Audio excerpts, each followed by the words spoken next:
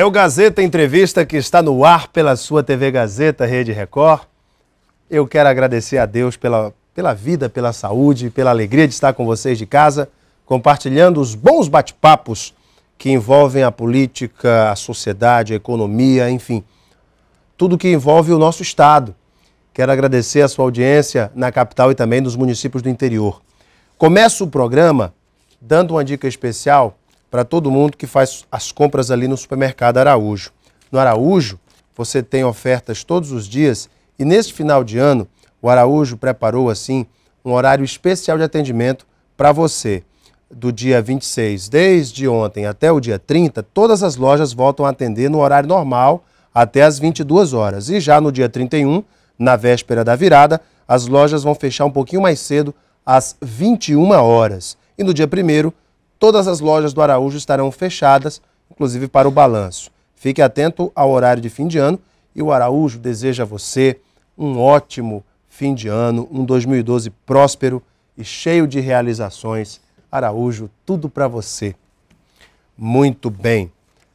Deixa eu aqui agradecer ao senador Jorge Viana, que nos enviou aqui a sua prestação de contas do seu mandato, a revista, toda feita em material reciclável, muito bem produzida, muito bem trabalhada, uma diagramação de excelência do Max Tani e com todo o trabalho do senador Jorge Viana. Está aqui, inclusive, a sua carta. Obrigado, senador. Também teve um mandato muito atuante.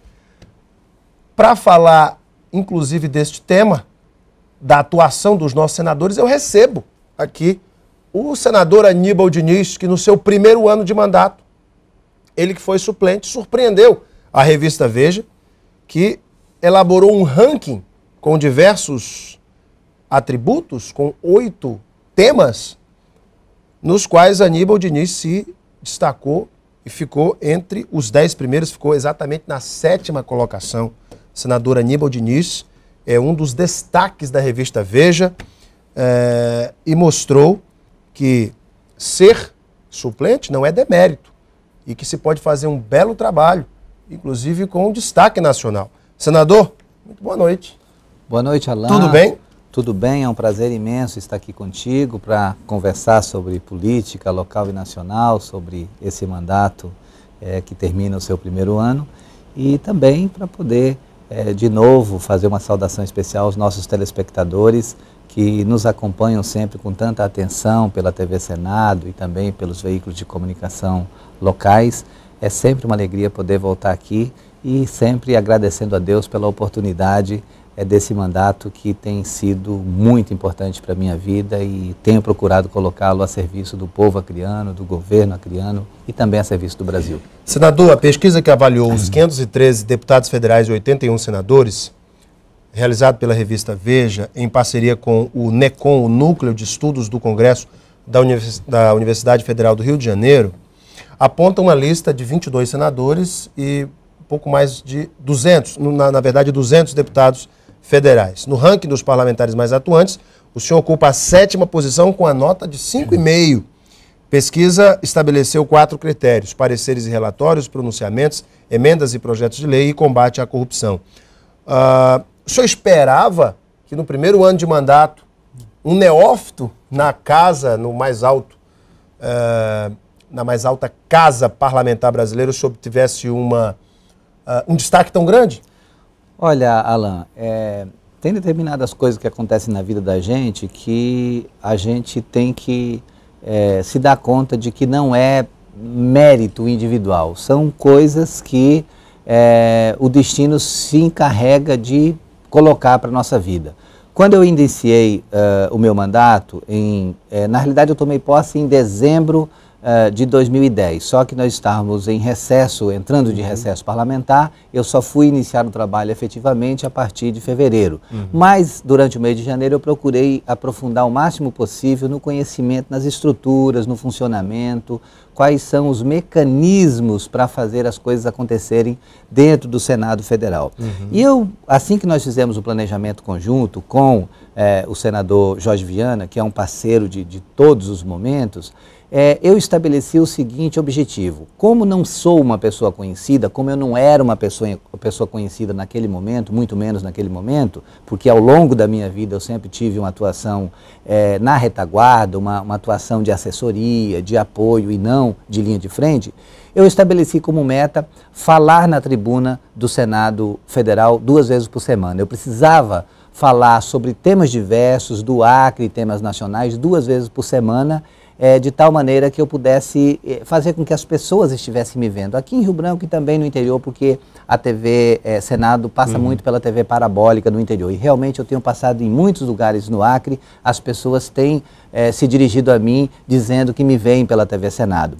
Então esse foi um dos objetivos estabelecidos. E um outro objetivo que eu estabeleci, e por coincidência também foi um dos critérios estabelecidos, foi fazer muitas relatorias. Eu queria me inteirar dos temas para poder estudar o processo legislativo. Então, nesse esforço para estudar o processo legislativo, eu queria relatar o máximo possível de matérias para mim poder ter acesso a essas matérias. E dessa maneira, olha só que coincidência agradável, dos 4 critérios estabelecidos pelo núcleo de estudo do Congresso, 2 foram 2 que eu dei total atenção, que foram as relatorias e os pronunciamentos em Senado. Eu fiz 95 pronunciamentos ao longo de 2011 e relatei 78 matérias, das mais diversas, dos mais diversos temas. E isso fez com que essa diferença se estabelecesse. Quer dizer, tem outros senadores com infinitamente mais destaque, mas dentro desses critérios estabelecidos pelo NECOM, em parceria com a revista Veja, eu apareci bem no ranking e fiquei muito agradecido. Eu confesso que eu fiquei tão surpreso quanto feliz. Assim, foi exatamente na véspera de Natal que eu recebi essa informação, que me avisaram que estava essa publicação na Veja. Eu fiquei assim meio estarrecido na hora, mas depois, quando fui ver os critérios, daí eu falei, tem sentido, porque realmente eu dei muita atenção às relatorias, eu relatei matérias importantíssimas ao longo do ano.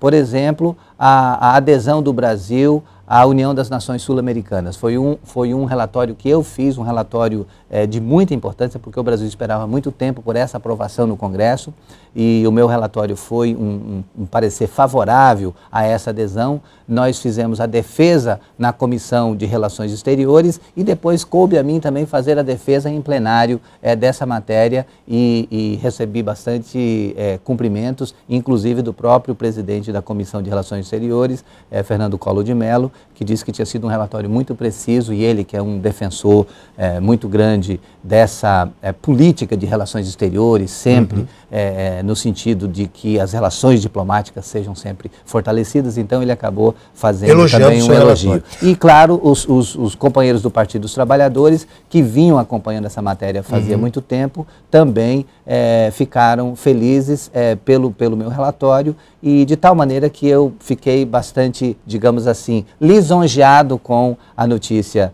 de Veja, dessa parceria com o NECOM e desse resultado que me colocou nessa posição junto aos demais senadores. Senador, o senhor fez alguns pronunciamentos acerca da distribuição dos royalties do pré-sal.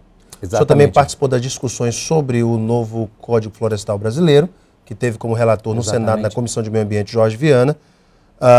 E eu gostaria de saber se essas foram as matérias mais importantes sobre as quais o senhor se debruçou neste ano legislativo. Na realidade, o que eu procurei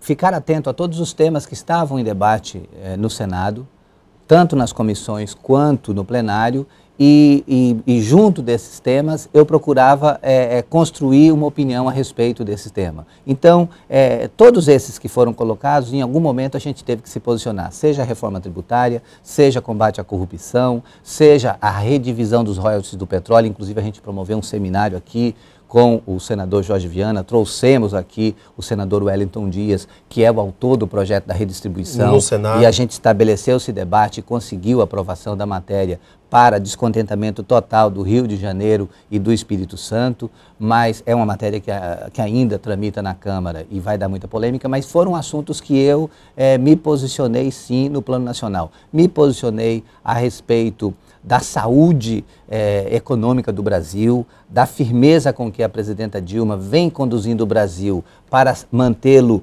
livre dessa crise que vem assolando e causando tantos transtornos nos países ricos da Europa e dos Estados Unidos.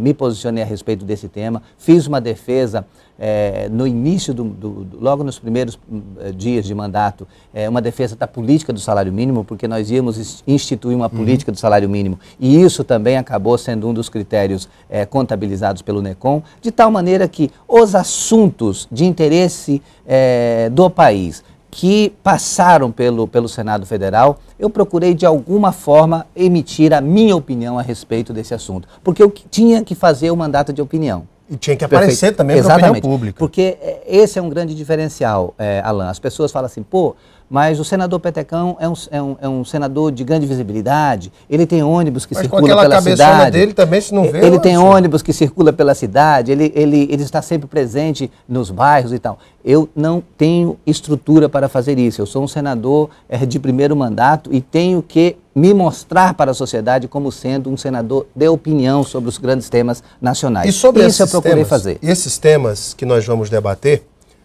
um deles, a polêmica sobre o veto da presidente Dilma sobre o fuso horário do Acre, do Amazonas e do Pará, depois da volta atrás da presidente. A questão também que envolve eleições municipais em Rio Branco, outros temas que nós vamos debater. Vou dar paradinha para o intervalo e volto com o senador Aníbal Diniz em segundo bloco também aqui no Gazeta Entrevista. Fique conosco, até já.